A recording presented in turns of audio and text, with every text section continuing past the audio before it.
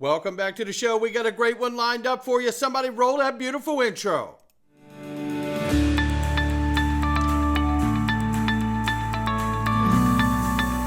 Digital Perspectives with Brad Kimes. Come on in.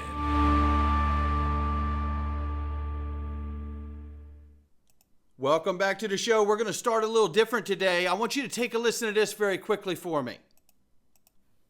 Censorship that has suppressed for 2 years information on safe and effective early treatment, and censorship on vaccine safety has led to large numbers of deaths, hospitalizations, and permanent disability. Joe, there is no bigger public health crisis than the impact of censorship in COVID-19.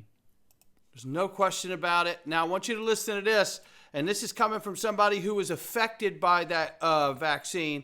And I want you to understand that I have taken all of these things to detox from the vaccine, but now there is a product that is all-in-one that you can take if you've experienced issues or have concerns about spike protein buildup in your body from the shot that is happening to so many people.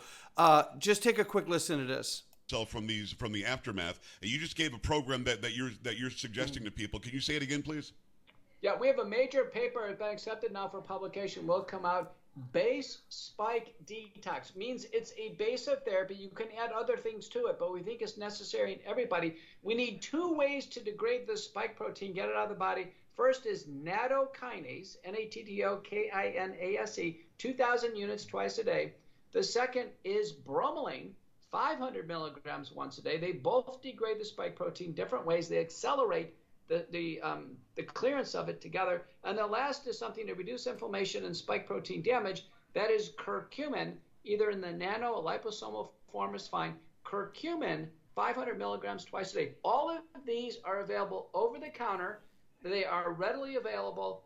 And I can tell you, people ought to get going on this because these syndromes, as we're finding out, are bad. Look at these cardiac arrests, major blood clots, people going down. It's because the spike protein is not being cleared out of the body. People can take control of their own bodies and get after this.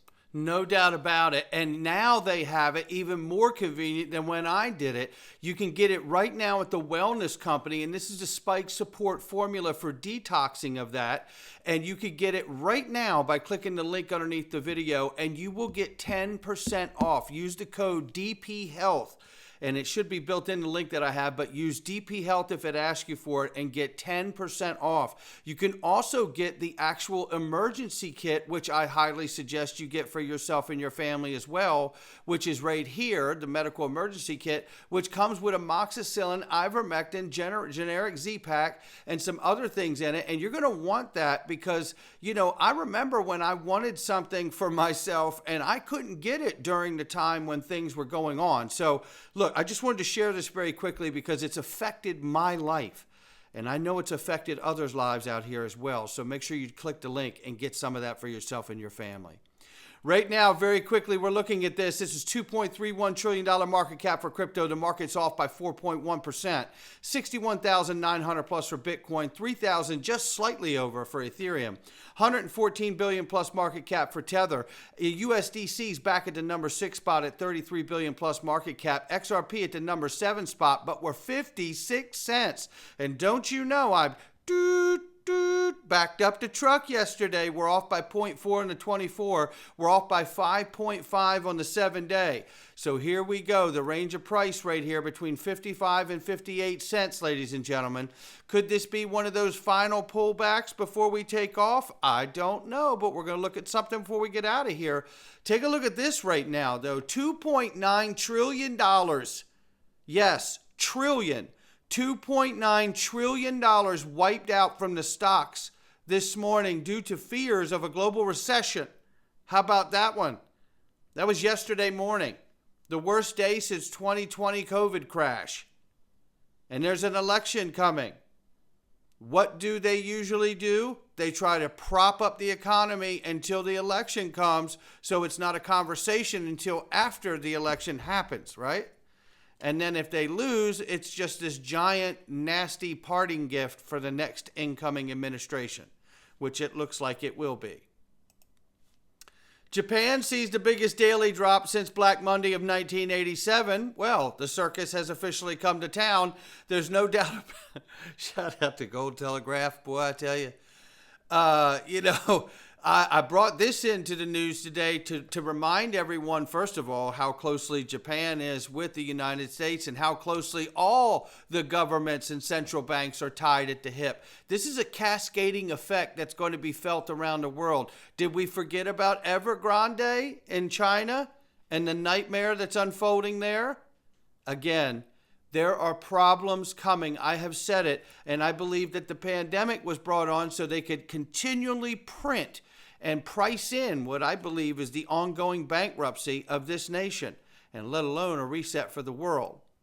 Just in, 15,000 Morgan Stanley wealth advisors will start pitching clients to buy Bitcoin ETFs by BlackRock and Fidelity starting on August 7th. Here we go.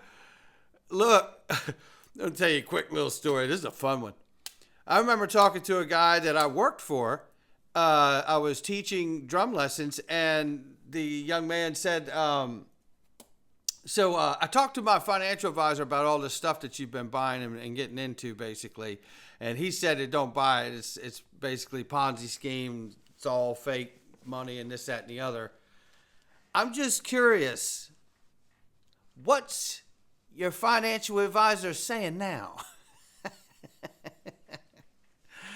Because the stock market just lost $2.9 trillion yesterday. Let me fill in the blank what your financial advisor is saying today.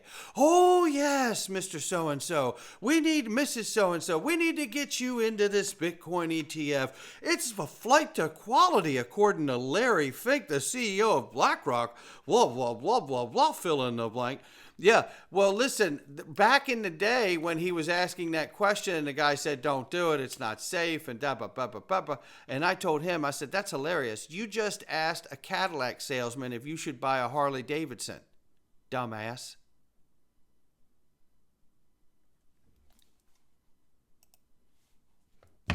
Look at this big Ripple advertisement in Washington, D.C. I'm sure it's just fake money, right? It's all just a Ponzi scheme. That's why Ripple's advertising in the middle of Washington, D.C.'s Union Station, right? I love when people stand back and try to shoot this market from the hip. Let's take a look at this. As Digital Chamber celebrates 10-year anniversary, I have personally had the pleasure to not only work with Perry Ann, but a lot of people at the Digital Chamber, and they're remarkable to a person, and they've been amazing to work with, and I hope that we can work together and help push things forward in years to come as well. But take a quick listen to this. We have brought hundreds of CEOs, of industry participants, thought leaders, developers, to come to Washington to meet with their elected officials and to help push sound policy through U.S. Congress. No question about it, and I'm not sure if that music's copyright free, so I got to pause it right there. But nevertheless, they're doing an amazing job, and they were just recently in D.C. doing more education with people on Capitol Hill. Look, it doesn't stop at the Digital Chamber, that is for sure, okay? And I didn't realize just how big and how deeply rooted they are in DC doing the work that they're doing. They are very big and powerful, and they're doing amazing things there. So give a shout out to all of them. Perry Ann, Cody, Maris, Mary. I mean, the list goes on. Alex, Taylor. I mean, they're all remarkable people. So make sure you give them some support. Ripple market report is out today, ladies and gentlemen. The state of the XRP ledger, XRPL EVM sidechain, enhancing interoperability with Axelar Bridge last quarter. Yeah, I'm sure everyone with an English accent is absolutely disgusted by my half-assed version that I just did. In jest, by the way. Not making fun of anyone. I absolutely admire it. And I think it makes people sound smarter. I really do. It's a flaw of mine. But nevertheless, Q2 24 XRP markets report is now live. While overall crypto markets saw high volatility over the quarter, institutional adoption remained front and center. says Ripple, through real-world asset tokenization and key regulatory milestones such as MiCA going into effect. Let's go to the next panel here, where we have the 2024 U.S. elections will be the most consequential in crypto's history to date and will impact the future of crypto in the U.S. This is so well said. Notably, Ripple donated $25 million to Fair Shake, a federal super PAC committed to supporting pro-crypto innovation political candidates, bringing the company's total contribution to $50 million. This is an industry-wide bipartisan effort to ensure that there's a strong future with regulatory clarity for crypto in the U.S. And we also know that they've given money to John Deaton, too. Shout out to Ripple for that and their support there. I want to show you this from Monica Long, as she says, updates in Q2, namely, progress with the XRP-L and EVM sidechain and Axelar for interoperability. Archax expected to bring hundreds of millions of dollars of tokenized real-world asset onto the XRP ledger and prep for future oracles and MPT releases. Well, you know what's interesting about future oracles is I'm thinking, wow, that might mean major financial institutions providing real-time price indices for things. Yeah, I just said that out loud. And she sounds super bullish about it too. And making me very excited about what's coming in Q3, Q4. Well, me too, Monica. And you're usually very reserved and conservative when it comes to giving news. But I tell you, Monica lately has been super bullish and hypey. She may start a YouTube channel soon. Shout out to Monica. Ripple's Q2 24 XRP markets report, Open Eden Labs, standard custody. Are you hearing all of this stuff? The side chain between the Ethereum network and the XRP ledger, which will be exposing Ripple's new stablecoin to over $400 billion worth of market cap between the two networks. Come on in. And then you add in Open Eden Labs, which is buying UST bills, and then standard custody, which is going to be custodying these things. The framework's in place, ladies and gentlemen. There are massive things coming here, and I couldn't be more excited. And at the same time that we're seeing the preparations take place to accept all of this from the traditional market, new real-world asset tokenization, here's Swift on security. David Schwartz says, oh no, breach alert. I'm sorry to do this to you on a Friday, but I'm hearing from multiple sources that the Linux source code has been stolen and is being offered online. And I don't even know all the details of that, other than that is no bueno, ladies and gentlemen. Something's been stolen, and it sounds like some serious core foundational code of some sort. Oh no. And then Mr. Poole, who likes to do riddles, says debt to be wiped out. But now this from Watcher Guru right here. Take a listen. Who knows, maybe we'll pay off our $35 trillion, hand him a little crypto check, right? We'll hand him a little Bitcoin and wipe out our $35 trillion. But how do you... Who knows, maybe we'll pay off our $35 trillion, hand him a little crypto check, right? We'll hand him a little Bitcoin and wipe out our $35 trillion. Now, this is what I've said. Now he talked about having Bitcoin possibly as just an asset, but not a classified reserve asset, just stockpiling assets like oil, gold, and then also stockpile Bitcoin. But then the bill was introduced by Senator Cynthia Lummis, and by the way, I'm going to be releasing an interview. One second. I'll be releasing an interview where I sat down with Perry Ann Boring just recently, and she breaks down the difference between what President Donald Trump had proposed versus the bill that Senator Lummis proposed. You're going to want to know that difference, and many other factors from the Bitcoin Nashville event, which was super awesome. So you're going to want to catch all of that too, so keep an eye out for that.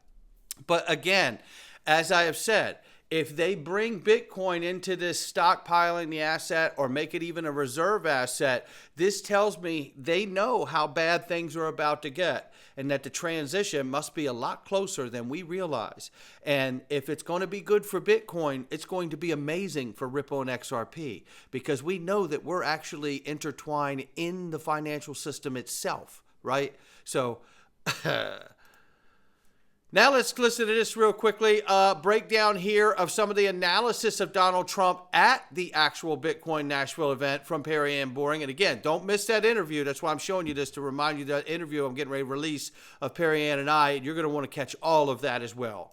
We're going to go back to the old days when we were a nation that was building, not a nation that was eating itself alive from within. Amen. All right, this next clip is really interesting. He's talking about central bank, digital currency, and self-custody. So he says he will cease and desist all operations related to having a central bank digital currency.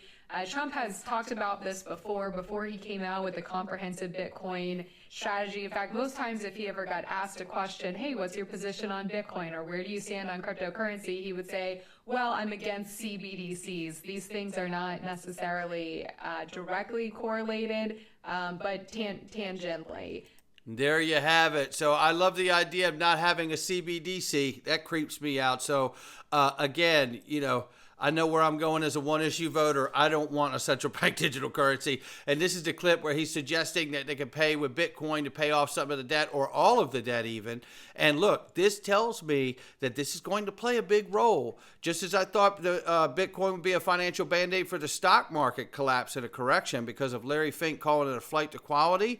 If we see Bitcoin used as a stockpile or a classified reserve asset, it tells me that not only is it going to be a band-aid for the traditional financial stock market, it's going to be a financial band-aid for the monetary system in the U.S. dollar. And it'll begin to be a way that we can start to underpin our dollar with more than just the full faith and confidence of the United States, because that's what people are losing confidence in all around the world. Now, very quickly here, this chart looks like we're breaking out, baby, even with the pullback. Don't let it scare you. If you're scared, say you're scared. But you know what? Everybody's got a different threshold and appetite for risk. So I totally understand if you're not feeling it. And it's not financial advice from me or anyone else, but this is what Armando Pantojo says. He says right here, XRP is ready to shock so many. Ascending triangle, key Fibonacci levels equal breakout, short-term target 250, 350, long-term or mid-term target $20, and long-term target 50 plus. Miss this and regret it. XRP is about to go completely nuts, so many will miss it. Will you? And the answer is, I ain't missing nothing. I ain't missing Nathan. That's how we say it down where I came up. Yeah, country. I'm going into the Freedom Zone, and I hope you will join us. You're going to want to see what we got. We have a lot of disturbing information. There are more questions than answers, and we're going to keep asking them because we can and we should. As a patriot, we need the answers, and I'm about to show you some very disturbing things. I hope you will join us. This is the stuff and the reason why I show you about censorship when I open this video, because if I were to talk about what we're about to talk about out here on YouTube, I'd lose my channel. And at one point, if I had showed you the things in the front of this video during the time COVID was going on, they were censoring me then because I said the word. They had the algorithm trigger it for every channel it was saying it. Don't believe it. It's still true. We don't live in a free world, but we're trying to. I hope you'll join us. digitalperspectives.com. Come on in. All right.